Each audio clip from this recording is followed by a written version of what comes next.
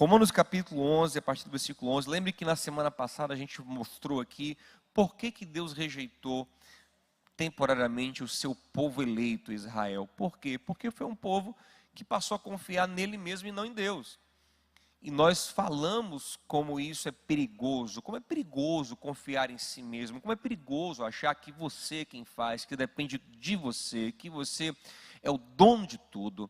E aí eu sei que nós estamos num tempo onde a autoconfiança tem sido muito exaltada, e eu até entendo que se faça isso, especialmente no Brasil. Não é à toa que o Brasil é um lugar onde a onda coaching tem crescido muito e sido muito mais duradoura, talvez, do que em outros lugares, porque nós, de fato, brasileiros, temos uma autoestima ferida. Nós precisamos de mais autoestima, nós precisamos gostar mais de nós mesmos, confiar mais em nosso potencial. Não tenho dúvida de que isso é necessário para o brasileiro, e talvez por isso que a gente busque tanto isso atualmente. Isso é importante, e eu não discordo de que nós temos que fortalecer a nossa autoestima, fortalecer o nosso eu sou. Entretanto, é aquilo que eu já ensinei aqui muitas vezes: esse nosso eu sou, essa nossa autoestima tem que ter um fundamento, e esse fundamento não pode ser você mesmo. Esse fundamento é a graça de Deus. É o que Paulo diz em 1 Coríntios 15, eu sou o que sou pela graça de Deus. Eu sou, mas sou pela graça. Trabalhei mais do que todos, mas não eu, a graça de Deus em mim. Então você confia no que está em você, mas você confia no que está em você, sabendo que o que está em você é depósito do Senhor. O que está em você é dele. Você é o mordomo dele, sabe? Você é o mordomo dos tesouros que Deus dá. É muito legal ver Davi no Salmo 51. Davi é um rei poderoso. Davi arrebenta. Só que Davi sabe de onde vem o poder dele.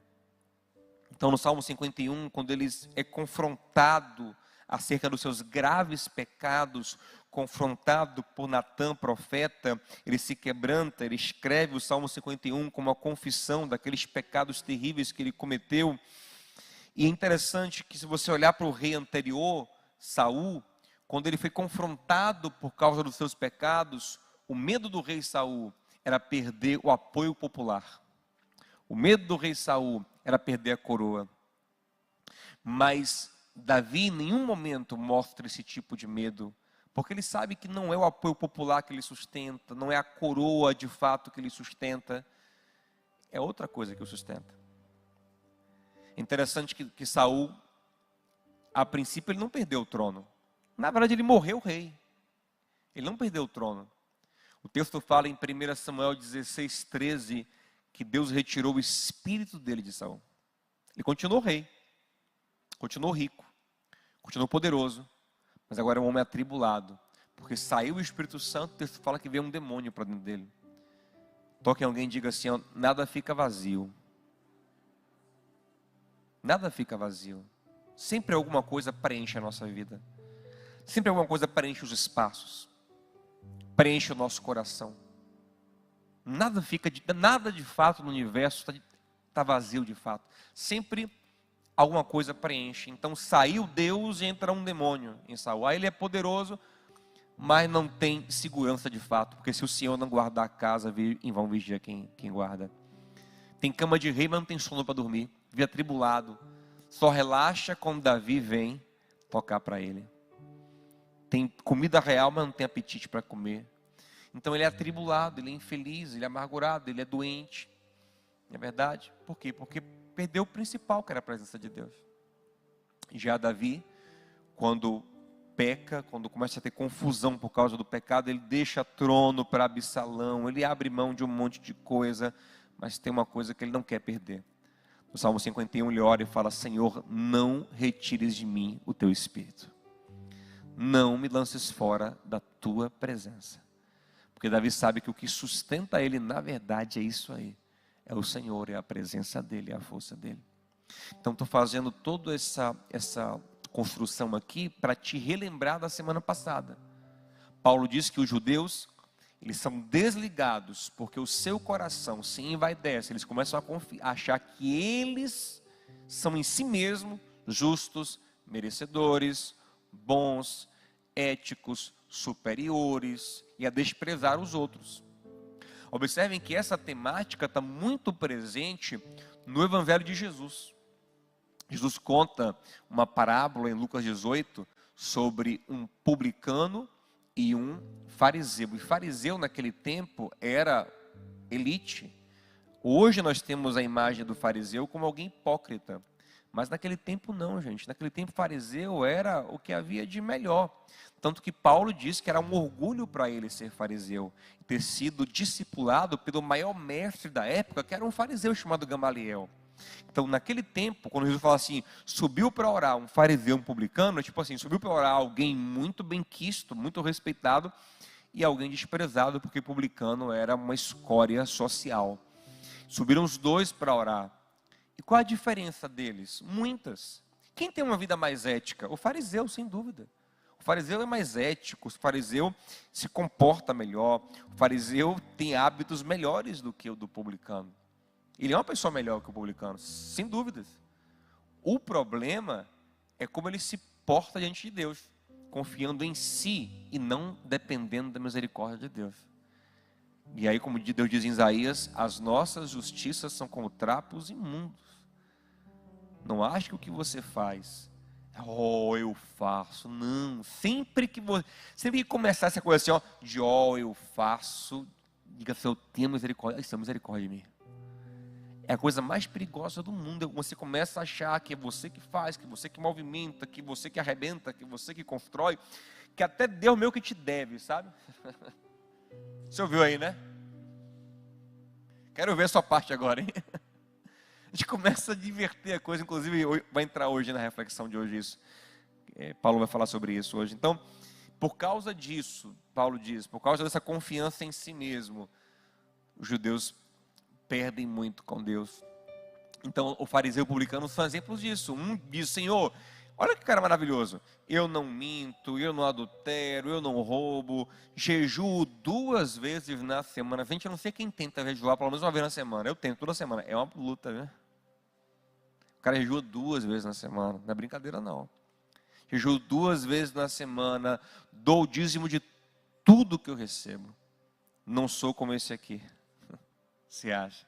O outro, de fato, participa de um grupo de gente que rouba, mas ele está ali tão quebrantado, triste, constrangido de ser quem é, precisando de misericórdia. Ele sobe ali com fé na misericórdia, bate no peito, sem coragem de levantar a cabeça e diz, Senhor, tem misericórdia de mim, porque sou pecador. Jesus disse que o primeiro, o fariseu, desce sem ser justificado, sem ser abençoado, sem receber graça, sem receber misericórdia. Ou seja, ainda devendo muito no mundo espiritual. Mas o segundo desce justificado, abençoado por Deus, perdoado por Deus. E o Senhor fala, aquele que se humilha será exaltado, mas quem se exalta será humilhado. E a pergunta que fica para a gente hoje é que a gente tem se humilhado ou se exaltado? De verdade. E a humilhação é justamente esse lugar onde eu reconheço a graça, a misericórdia, a minha dependência de Deus, né? Onde eu sou misericordioso com o outro. Israel meio que se perdeu nisso. Mas como a gente tem dito aqui, Israel é o povo de Deus. Na Bíblia, é Israel o tempo. Então, de repente, Deus dá um chute no seu povo. É estranho, né? Ele ama, mas de repente Deus esquece-se, pois o povo não importa mais. Paulo vai falar sobre isso agora, no versículo de número 11. Vamos ver juntos? Romanos 11, 11. Novamente pergunto, acaso tropeçaram para que ficassem caídos?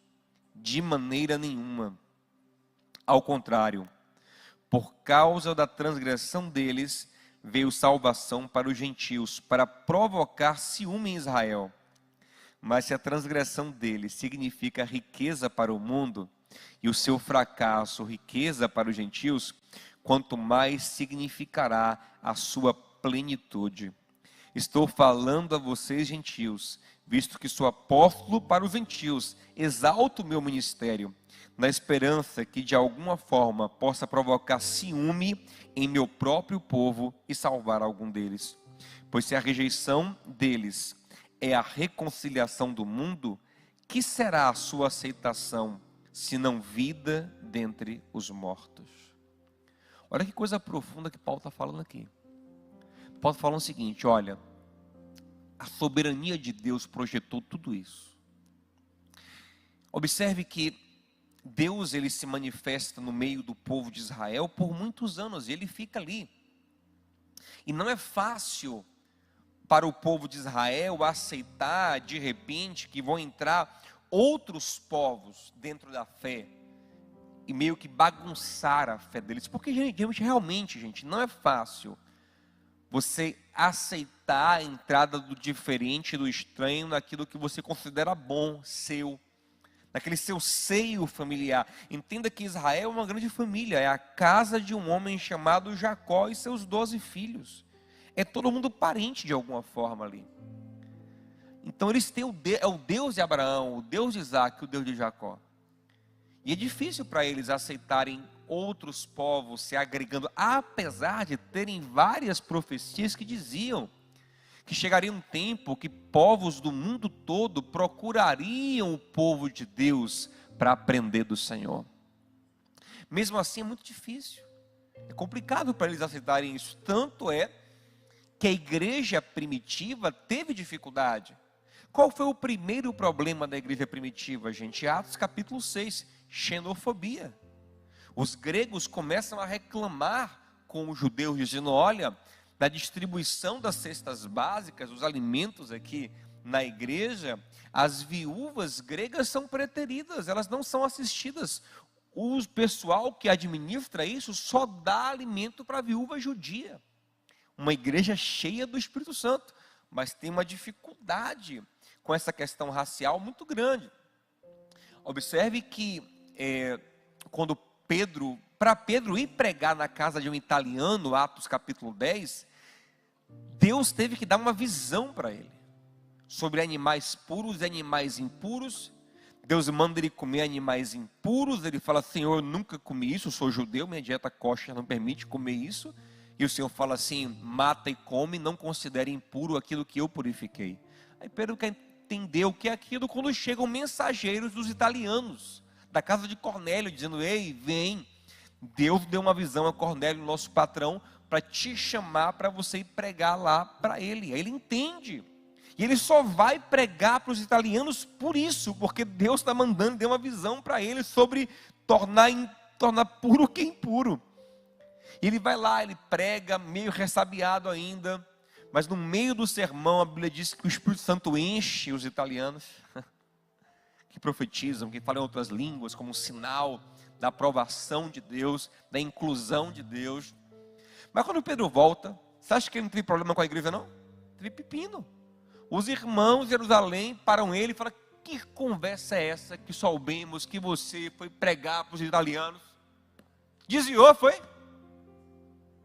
Que loucura é essa, rapaz? Você, em vez de dar exemplo, se misturando com os gentios. E aí Pedro diz, não, olha, não foi eu não, viu? Foi o Espírito Santo. Me deu uma visão, mandou os caras ir lá em casa, eu fui nem queria, mas tive que ir. E pior, quando estava pregando, Deus encheu todo mundo do Espírito Santo. Viu? Aí o povo disse, é mesmo? Disse, então vamos batizar eles também.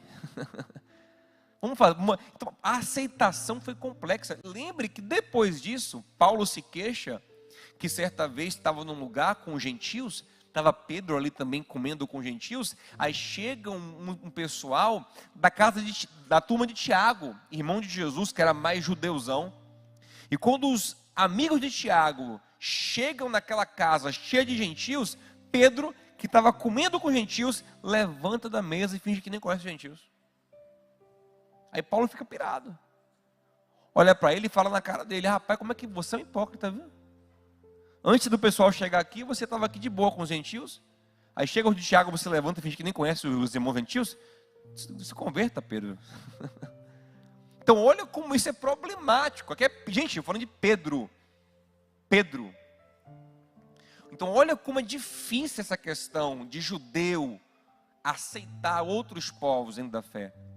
Aí Paulo está falando o seguinte, para abrir, para assim, né, deixar super aberta, escancarada a porta para os gentios, Deus endureceu os judeus.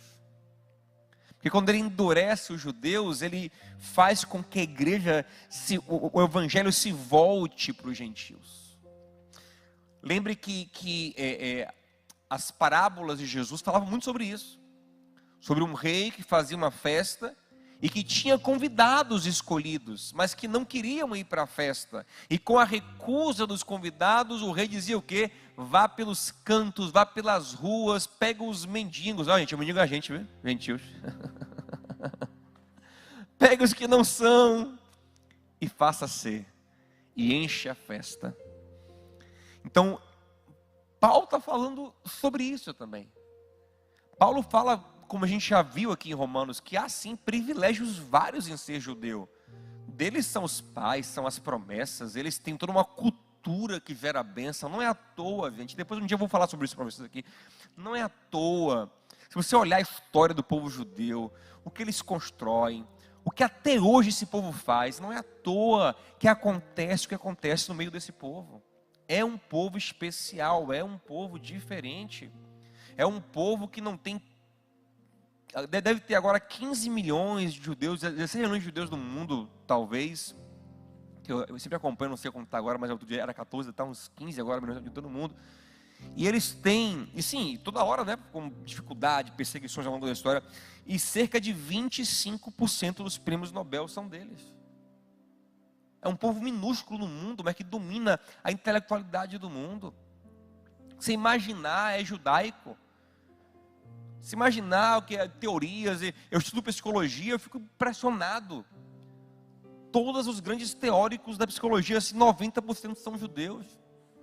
Você vai para Einstein, você vai para todas as áreas.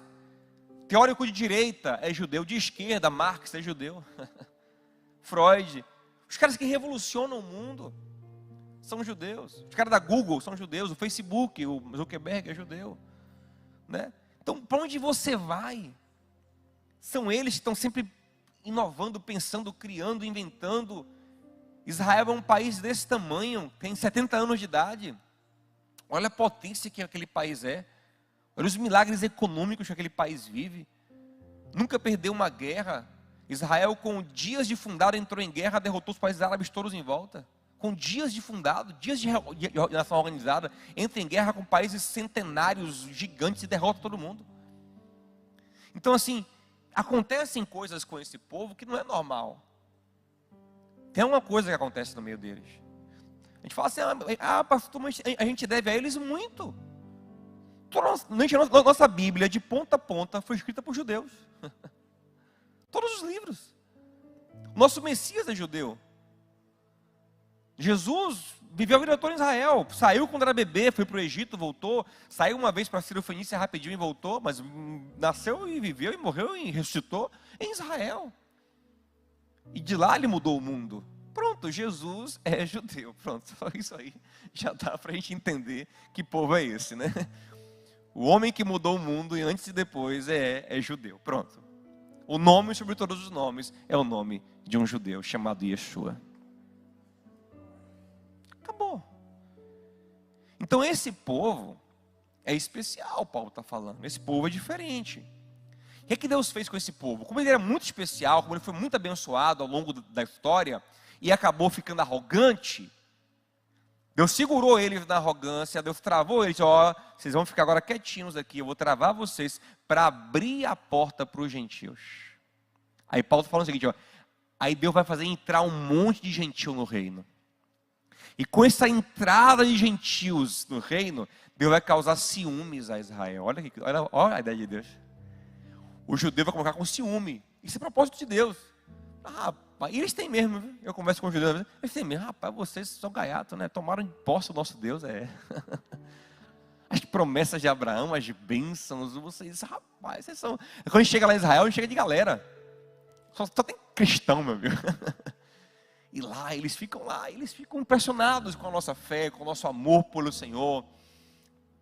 E Paulo fala o seguinte, que esse aproximar, esse chegar, faz Israel refletir, faz Israel pensar. E que chega, aí Paulo fala assim, ó, se a rejeição deles abriu a porta para a salvação do mundo, imagine quando Deus reverter o quadro e restaurar Israel para dentro do reino de Cristo. Aí ele fala, se a rejeição deles salvou o mundo, a restauração deles, meu irmão, é a ressurreição final, é a glória sobre o mundo. Então, aqui dá uma dica escatológica, de que no fim dos tempos, Israel vai viver uma grande restauração. Uma conversão em massa, muitos vão se voltar para Jesus, vão reconhecer Cristo como o Messias prometido. Isso é um sinal, né, do final do projeto de Deus. Então, olha que lindo esse projeto, né? É o seguinte, ó, Deus usa os judeus para se revelar ao mundo. Depois aos gentios. Os gentios recebem a Cristo e depois são usados para evangelizar os judeus. Então todos são abençoados, cada um no seu tempo, na sua hora, na sua fase, de acordo com o projeto de Deus. Mas vamos continuar aqui no texto a partir do versículo de número 16. Diz assim, ó: se é santa a parte da massa que é oferecida como primeiros frutos, toda a massa também o é. Se a raiz é santa, os ramos também o serão. Se alguns ramos foram cortados e você, sendo oliveira brava, foi enxertada entre os outros e agora participa da seiva que vem da raiz da oliveira, não se glorie contra esses ramos. Se o fizer, saiba que não é você quem sustenta a raiz, mas a raiz a você.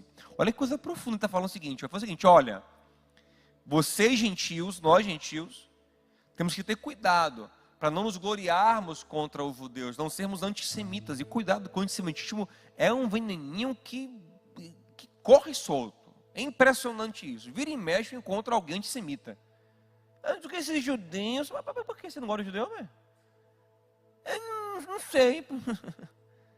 É um negócio esquisito. Do nada a pessoa não gosta de judeu. E Paulo fala o seguinte, ó, cuidado, não se glorie contra eles não. Inclusive, se você perceber isso, desde o início da igreja rolou um antissemitismo, mas é uma história mais profunda e complexa para a gente conversar depois. Aí Paulo falou o seguinte, ó, cuidado para você não se gloriar, porque observe, eles eram os ramos naturais, nós somos os ramos enxertados. Aqui está falando de uma prática antiga e pouco usual, mas que acontecia de vez em quando, que quando você pegava um ramo de uma oliveira selvagem e enxertava na oliveira cultivada e produtiva e fazia o ramo selvagem passar a frutificar porque estava nessa oliveira boa. A oliveira é Jesus. Os ramos que seriam naturais são os judeus, que foram cortados, e ramos selvagens é o que nós somos. Ramos não naturais foram enxertados nessa oliveira.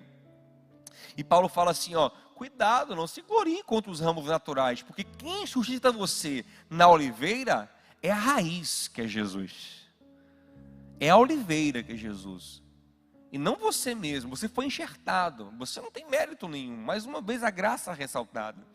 Ele continua, então você dirá, os ramos foram cortados para que eu fosse enxertado. Está certo. Eles, porém, foram cortados devido à incredulidade. E você permanece pela fé. Não se orgulhe, mas tema. Ou seja, você não tem mérito. É a sua confiança em Deus que te coloca de pé. O outro foi vaidoso e incrédulo, foi cortado. Você confia, você crê, por isso que você fica. Não se orgulhe, mas tema, pois se Deus não poupou os ramos naturais, também não poupará você. Portanto, considere a bondade e a severidade de Deus. Severidade para com aqueles que caíram, mas bondade para com você, desde que permaneça na bondade dele. De outra forma, você também será cortado. E aqui isso é um tanto complexo, porque parece contradizer o que Paulo disse em Romanos 8,30, os que Deus chamou também glorificou. Ele não já glorificou? Então ele vai cortar aqueles que ele de fato chamou? Ou o que ele diz em Romanos 8,38 e 39, que nada nos separará do amor de Deus. Separa ou não separa? Esse texto aqui já parece dizer que separa. Mas se você começa a entender toda a trilogia, Romanos 9, 10, 11, você começa a perceber que Paulo está falando o seguinte, Não que os verdadeiros eleitos, escolhidos, os que estão de fato em Cristo vão ser cortados, mas aqueles que não estão de fato. Aqueles que estão em vaidade, em orgulho, em soberba, em presunção, em carnalidade, um dia são revelados. Tem um texto muito interessante, gente, que dá para elucidar isso em nossa mente, que é 1 João 2,19. João fala assim, ó. Muitos estavam em nosso meio e saíram dentre nós. Saíram porque não eram nossos. Se forem nossos, não saíam do nosso meio. Saíram para revelar que não eram nossos. Então, Paulo está falando a mesma coisa que João aqui, dizendo o seguinte, olha, tem uma hora que a vida, que Deus revela quem é, quem não é, quem é joio, quem é trigo, quem é dele e quem não é. E um grande sinal disso é essa postura de dependência humilde, de sujeição humilde, de temor, de fé, e essa postura de arrogância, de vaidade, de independência. Então, se você não tem essa humildade, esse quebrantamento, essa fé, essa dependência, é bom repensar. Será que de fato eu estou em Cristo de verdade? Ou eu sou joio, eu sou um ramo falso que um dia será cortado? Então isso tem que ser pensado. Olha o versículo 23, ele fala assim, ó. E quanto a eles, se não continuarem na incredulidade, serão enxertados, pois Deus é capaz de enxertá-los outra vez. Afinal de contas, se você foi cortado de uma oliveira brava por natureza, de maneira antinatural, foi enxertado numa oliveira cultivada, quanto mais serão enxertados os ramos naturais em sua própria oliveira? Irmãos, aqui é legal, ó. Não quero que ignorem este mistério. E aqui está falando agora como um profeta já, porque Paulo também era profeta. Para que não se tornem presunçosos. Israel experimentou um endurecimento em parte, até que chegasse a plenitude dos gentios. Ó, Israel experimentou um endurecimento temporário. Eu lembro da última caravana que a gente fez, foi a penúltima, que uma irmã começou a chorar lá, porque ela viu um judeu lá que disse na face dela que não acreditava em Jesus. Ela chorou, ela não acreditou naquilo. Pastor, como ele não acredita em Jesus? Ela não tinha visto isso ainda assim, ela ficou impactada com aquilo, né? Como ele não acreditava, ele não... Para ela tinha outra imagem do povo judeu, né? E ela não entendia isso de fato. Quando ela viu, ela ficou impactada. Aí Paulo falando aqui, olha, eu digo a vocês que eles foi endurecido em parte até que chegasse à plenitude, ou seja, ainda não chegou à plenitude. Quando chegar à plenitude do que Deus tem para fazer fora do povo de Israel, aí vai vir um processo em Israel. Olha aí, ó. E assim todo Israel será salvo. Como está escrito, virá de Sião o Redentor que desviará de Jacó a impiedade. Esta é a minha aliança com eles, quando eu remover os seus pecados. Olha que coisa profunda, gente. Todo Israel será salvo. O que significa isso? Que Deus tem um plano de salvação em massa para judeus. Esse todo Israel pode não significar todos os judeus, mas todo Israel significa Israel em sua totalidade. Ou seja, Deus tem um grande plano de salvação para aquele povo. Aquele povo é especial, aquele povo é um povo que guarda aliança com Deus, guarda muito do que Deus nos deu, e Deus tem um grande plano de salvação para aquele povo. Olha, eu continuo. Quanto ao Evangelho, eles são inimigos por causa de vocês, ó. Eles são inimigos por causa de vocês. Deus os fez inimigo por nossa causa. Mas quanto à eleição, são amados por causa dos patriarcas, pelo que Deus já prometeu a eles. Aqui, ó, esse deixa legal, ó. Pois os dons e o chamado de Deus são irrevogáveis. Quando Deus dá, Deus não toma mais. Se Deus tem um projeto, Ele tem, Ele vai cumprir. Aquele que começou a boa obra em nossa vida, aperfeiçoará. Ele não desistiu. Uma obra genuína, Deus não larga. Amém, gente? O que você vê largado é obra fake. A genuína, Deus vai trabalhar. Aleluia. Quem é a obra genuína do Senhor? Creia que você é, meu irmão. Confie nisso, amém? Assim como vocês, que antes eram desobedientes a Deus, mas agora receberam misericórdia, graças à desobediência deles. Paulo enfatiza de novo, que Deus teve que endurecer um para salvar outro. Gente, Deus sabe o que faz. Amplie isso para a sua vida. Quantas vezes a gente fica triste porque fulaninho não quis, ciclaninho não abriu a porta, o outro não me ajudou, o outro não terminou comigo. A gente fica angustiado por causa das coisas que vão acontecer na nossa vida. E aqui está um exemplo de um Deus que endurece um para salvar o outro. Um Deus que vai mexendo as peças para o bom projeto dele acontecer na nossa vida. Ele sabe o que faz, meu irmão. Ele tem um plano, ele tem um projeto para a sua vida. Ele vai mexer no que tiver que mexer, amém? Para que esse projeto se cumpra na sua vida. Isso é profundo demais. Olha aí, ó. Graças à desobediência deles. Assim também agora eles se tornaram desobedientes, a fim de que também recebam, isso aqui é profundo demais, ó, a fim de que também recebam agora misericórdia, graças à misericórdia de Deus para com vocês. Olha que coisa profunda. Pois Deus colocou todos sob a desobediência para exercer misericórdia para com todos. Olha essa coisa profunda, ó. Israel se achava. Os gentios eram um povo perdido. Lembre que quando uma gentia chega aos pés de Jesus pedindo para ser curada, a Cirofenícia, você lembra que o Senhor fala para ela? Não é lícito tirar o pão dos filhos judeus e dar aos cachorrinhos gentios. É a gente. Não é lícito. Então, o que é que Paulo falou? Ó, Deus inverteu o jogo. Deus exaltou vocês, tirou deles o que estava sobre eles, assim, o favor que estava, não completamente, né? Mas tirou a graça de viver no reino, para que eles também agora se percebam desobedientes, se percebam longe, e não mais venham pelo mérito, porque pelo mérito ninguém vai chegar, mas que eles venham quebrantados buscando misericórdia. Então Deus ele tem um plano para que todos sejam humilhados, a fim de que todos sejam quebrantados e recebam misericórdia.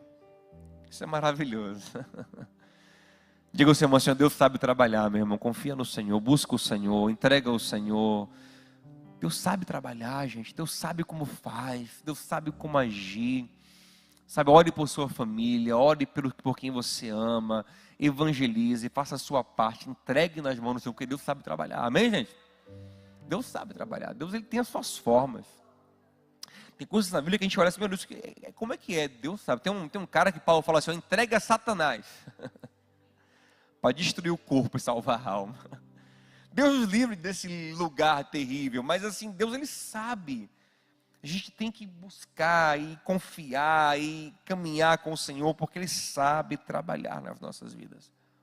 Então Paulo, quando ele vai entendendo esse plano, lógico que com muita visão profética, né?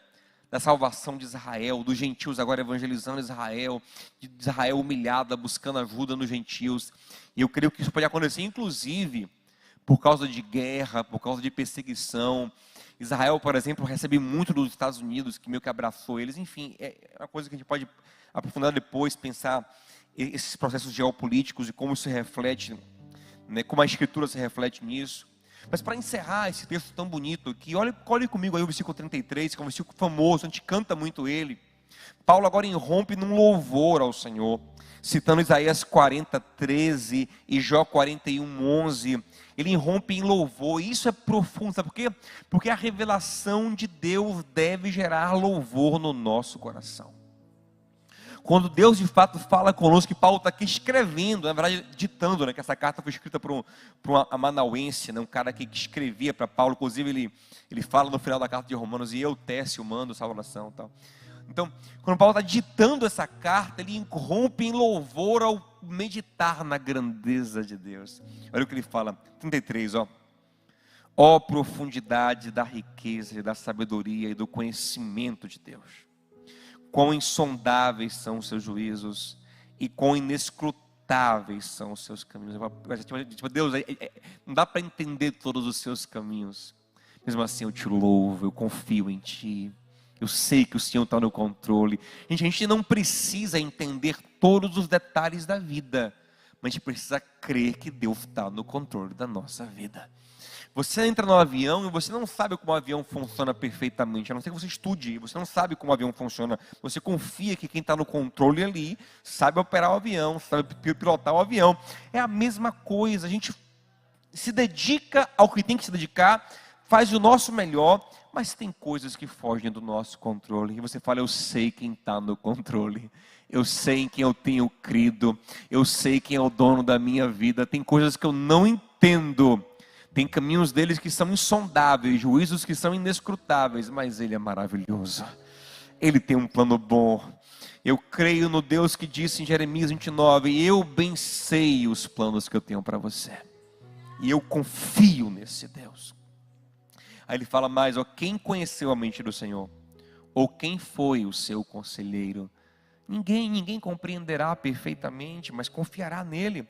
Quem primeiro lhe deu para que ele o recompense? Tipo, quem pode cobrar dele? Quem pode dizer, Deus, o Senhor me deve. Isso aqui é o próprio Deus que fala em Jó 41:11. Ele fala, quem é que pode me cobrar alguma coisa? A quem eu devo alguma coisa? Se tudo é meu. Como você pode me cobrar algo se tudo que você um dia já teve antes foi meu e eu lhe dei? Se o que está na sua mão é meu, como você me cobra se sempre foi meu? Como Jó disse, Deus deu, Deus tirou. Bendito seja o nome do Senhor. Como você vai dizer, Deus, você tirou isso meu? Eu tirei isso seu. Eu tirei da sua mão que era meu. E se eu quiser eu te devolvo. Porque eu dou e eu tiro. Porque tudo é meu. Aleluia. Versículo 36. Pois dele, por ele e para ele são todas as coisas. A ele seja a glória para sempre. Amém. Vamos ficar em pé em nome de Jesus, vamos orar junto. Glória a Deus, dono de tudo, o Senhor de tudo.